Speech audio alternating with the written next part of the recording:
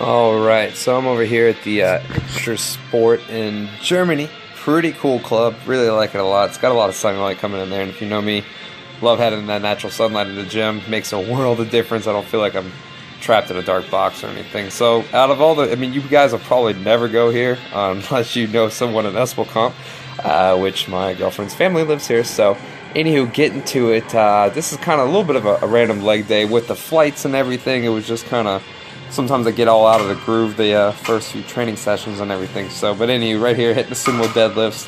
One of my favorite ways to hit the deadlift. I can really feel my inner thighs. My back's pretty flat. Because if I try to narrow stance, for me personally, I find that my back rounds a lot and it's just kind of hard to get it going. So over here doing the sumos, just starting off with a fairly light weight, just about 155 pounds or so. And just again, just working on technique. This is kind of like my warm up. You know, I did I didn't do any foam rolling. So I basically just started off. I probably did some body weight squats, body weight single leg Romanian deadlifts, and then just came in here and started hitting the sumo deadlifts. So getting really great weight. I really feel my glutes a lot, and you know, as I've done this more over the years, I really try and get a little bit of a pelvic tilt and squeeze the glutes. So again, I had a giant breakfast. This probably made me feel, I didn't feel sick, but afterwards I was just like not feeling right. But anyways, I've been doing a crap ton of burpees, just getting ready for these Spartan races. So I'll go over here to hit my sumo deadlifts and superset of the burpees. I think I did 10 and 10, and honestly, like, you know, a lot of times, heck, even if I'm doing like a chest and tries or chest and buys, chest and back, I'm throwing in 10 to 15 burpees, usually at most 20, 30s for the penalty burpees in my Spartan race, but really, really great way to improve your conditioning. So next move here, I start off with the sumos, and then I superset it with the burpees. Going to the next move, I believe right here, I'm going to do the Romanian deadlifts. So basically just got the bar, and then just, you know, working on keeping my back flat. You know, as the years have gone by, I did a handful of men's physique shows, and you know, which is great and all, but you know, I'm just really trying to, you know, really focus this year, getting a little bit more mobility. Just work on the form, work on the technique. Again, it's not a lot about the weight. You know, as I was younger, I was lifting crazy amounts of weight. I mean, heck, even when I was 17, I remember putting up 315 pounds on a bar, and I can't even do that anymore just because my shoulders are so trash when I'm doing the chest presses and stuff. So I like to focus a lot on the dumbbells. But anywho, back to here. Keeping my back flat. This is a really great way for me to get the hamstrings going. Sometimes I'll actually put a band around the waist when I do these, and I can really get more glutes. So, and then also, like, if you're having a hard time keeping your back flat doing the regular burpees, doing them here on the bar, you're gonna have to work a little bit more shoulder stabilizer muscles, because you have to actually control it on the way down.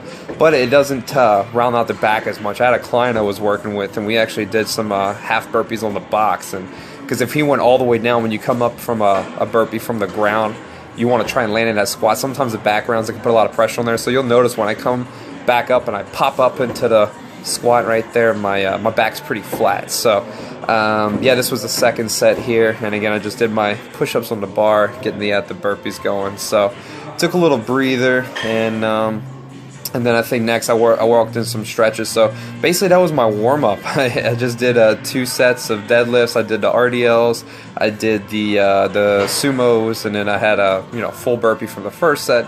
Second set did the half burpee with push-up on the bar. Over here, it's one I've kind of been implementing. You know, again, over the years, I always kind of evolutionize my training. Is that a word? I evolve my training. So over here, I'm doing the reverse lunge, reach around, twist, really trying to pull and stretch the lats.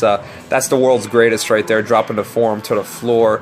When I was training with my athletic trainer for 2 years, I think we did these religiously. I remember we would just warm up for about 20 minutes, and I mean, the warm up would turn into a little bit of a workout, but just really loosen up before we got crazy into the sprints. So don't mind the poor video quality here. I have an intern that's working with me, so hopefully whenever I get back to the States, you know, I'll be able to get some more quality videos. So really kind of just trying to get back into this. You know, I just want to film more stuff because I find people always have a lot of questions. So I want to do some more of these you know, exploratory explanation videos. So I'm not going to redo this edit. I'm shooting it once because I'm over here on vacation, so I just wanted to take 20 minutes out of my time and get a good narrative here. So anyways, single leg RDLs. Went a little heavier on these. I think it's the, what is this, 155? I really don't go too much more than 135 pounds, and as I only did a couple reps on these, got a gimp ankle from doing that backflip about 2.5 weeks ago. Going 3 weeks on this Thursday, so today's Tuesday. So yeah, 3 weeks on Thursday, so I only got a couple of reps in.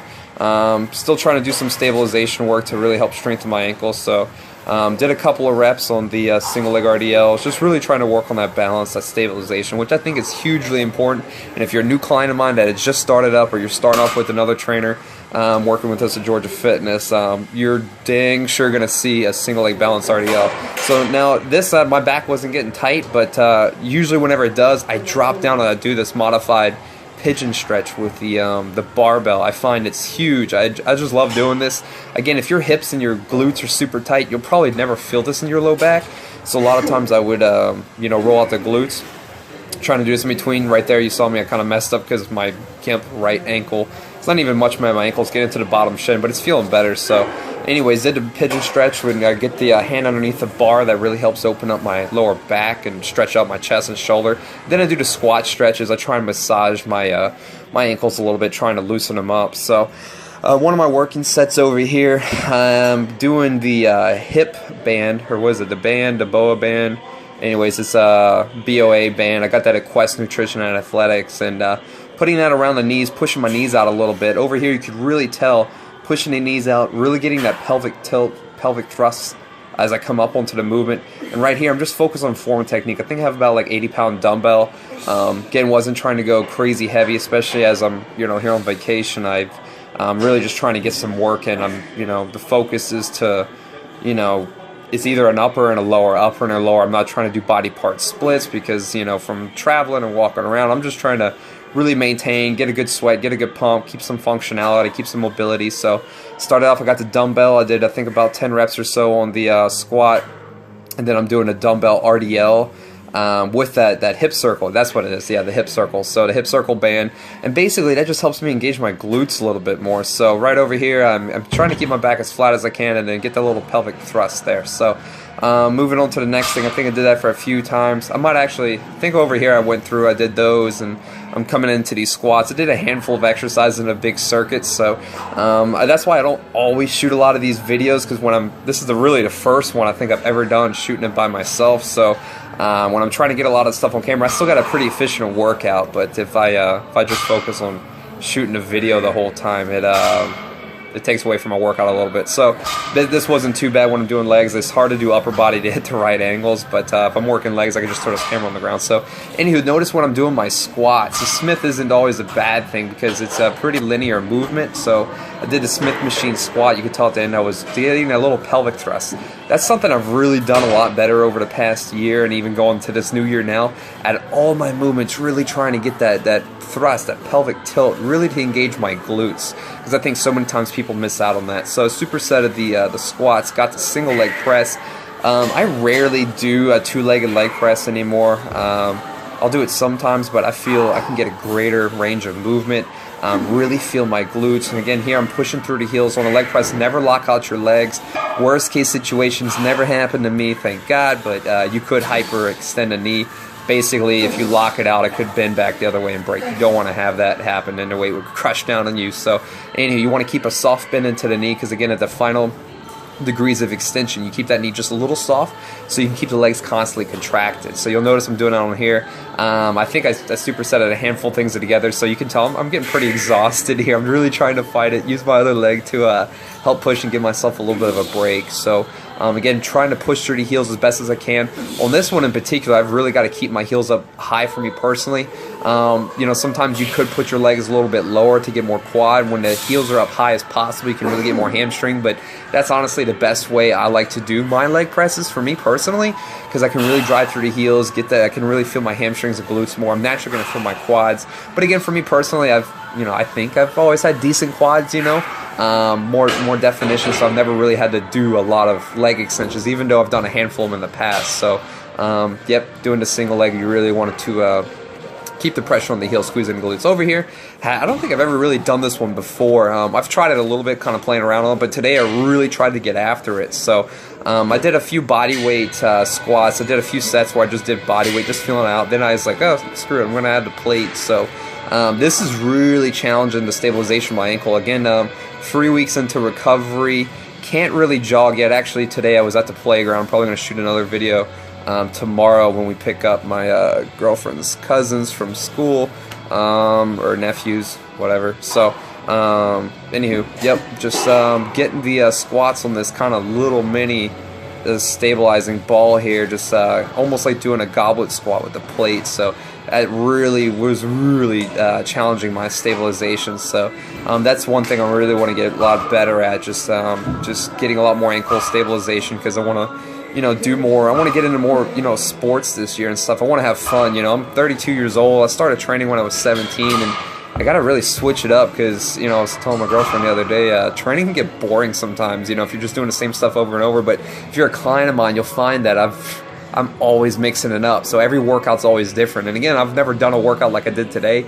So anywho, I have really want to work on more stabilization, because I love inline skating. I pretty much gave that up for about a year or so, just because buddy broke his hand, and then I kind of stopped and got into skateboarding a little bit. But anywho, so I want to really improve my balance. This one was extremely difficult. A lot of times I'll do it on the half Bosu ball with the blue side down, the black top up, and really can feel my legs working a lot. So I'm going to try this one a little bit more. I know there's going to be one Spartan obstacle I haven't met yet, but I know it's that balance on a tightrope. Well, not a tightrope, it's almost like a cable kind of tie down wrap, something like that. Kind of walk on it. Anyways, kind of tough to balance. So, but anyways, just really trying to balance on this thing. So what I'll do sometimes, if you're having a hard time doing these, you could start off with body weight, foot flat on the floor. Find like a post or find a pole, something to grab onto, a chair, a bench, a table, something, and just keep that leg slightly bent. You want to feel the hamstring. You're gonna feel the glutes working a lot, because they have to stabilize the. You're gonna feel that pressure all the way up through the top as you come down. So a lot of ankle, knee stabilizers firing up here. I tell a lot of people it's really great to work on a stabilization, especially if you're a new client. The NASM is what I was educated through, and I believe firmly in that OPT model, because the first thing you're going to do is a lot of balance and stabilization exercises. So if you're having a hard time, if your knees are moving in or out, or anything like that, it's a really good idea to work on that. So over here, getting about 225 on the squats, nothing crazy, just about 5 reps, using the hip circle. I hadn't done it a lot, but man, all that sitting in the airplane, it was I need to make some more money so I can fly first class all the time, because they've got it nice. So he was stuck in the we got some cheap tickets. Anyways, the whole reason why I'm even here in Germany, because I got like a $500 flight. So travel for $2 for $1,000 to Europe, can't beat that, because normally I pay 3 times as much for tickets. So had the hip circle and the squat. Hip flexors was feeling kind of tight, so I didn't really get after it too much. Form's looking kind of janky over here. I'm really trying to push through it, working my abs. Yeah, my head's bobbing a little bit. I should probably kept things a little bit straighter, but I was really trying to get after it here a little bit. So I think I did a handful of reps, maybe 5 to 10. Then I was starting to hanging. So this is towards the end of my workout. Everything's getting a little sloppy, but told myself I was definitely going to try and get there's an alarm. Anyways, trying to get a little bit more core working. Obviously, I haven't done a lot of hanging abs in a minute, or regular leg raises, so things are looking sloppy. But again, it's just still trying to work on the activation. Even if I'm doing partial reps, as you can see here, legs aren't going all the way up, but I just want to make sure I'm engaging my core. So, and then finishing up, I'm going to finish up here with a little bit of abs, and then I'm going to do some stretching. So, did some of the hanging abs here. When I educate a lot of new clients starting off, these ab exercises are pretty much the ones I hold true and steady to, because they're just efficient. Over here I'm doing a reverse crunch or a double crunch, trying to pop up a little bit, bringing my elbows to the knees. My hips are coming off the ground a little bit, getting a little bit of that pelvic tilt. with a reverse crunch, pretty safe. And then I'm doing an alternating bicycle. Sometimes I'll hold these a little bit longer, but I was struggling here, guys. I, with my girlfriend's dad, I'm kind of having, a good bit of vodka and some beer for lunch. And so again, I'm just trying to enjoy myself on vacation. The food's not going to be perfect. I was kind of dieting. Well, I wouldn't say dieting. I was just eating a lot more vegetables. And now I'm having bread every morning and not eating a lot of meals. Like yesterday I only had 2 meals, so stomach's still relatively flat, getting a little fluffy, but it's whatever. It's a week. I'm going to enjoy myself, and I'm going to come back and grind and really get after it in the summer. So I did the bicycles. Back over here I did the leg raises, and then what I'm doing here is almost like a baby dragonfly. Is really not happening, but trying to get the reverse crunch, thrusting the legs up, lowering it down, and then I'm stretching it out. So after we got into the abs, I did a little prone cobra here, just trying to bring my shoulders back a little bit, really trying to stretch out the abdomen. And then again, this is my favorite stretch. I like it. If it's anything I got out of yoga, it's the pigeon pose. It's not perfect. You can see my back is not quite flat yet. Maybe someday it will. But I love doing this one because it really pulls through my groin, my glutes, my hamstrings. I love switching in and out of this pose. It's super effective. You'll find I'll start reaching and throwing my hands forward after here just a second. I'll throw my hands forward, and then I'll get to thread the needle, which is basically like I'm going to throw in one arm underneath the other side.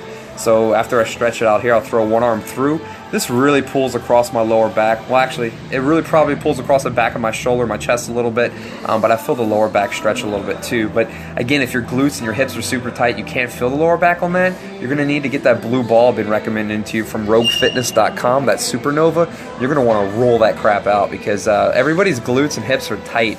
If look into the anatomy of the human body, there's 3 parts to the butt, right? You have the max, the min, the glute max, glute minimus, and the medius. The medius is responsible for your hips, internal and external rotation, chronically tight. So you've really got to focus and loosen it up.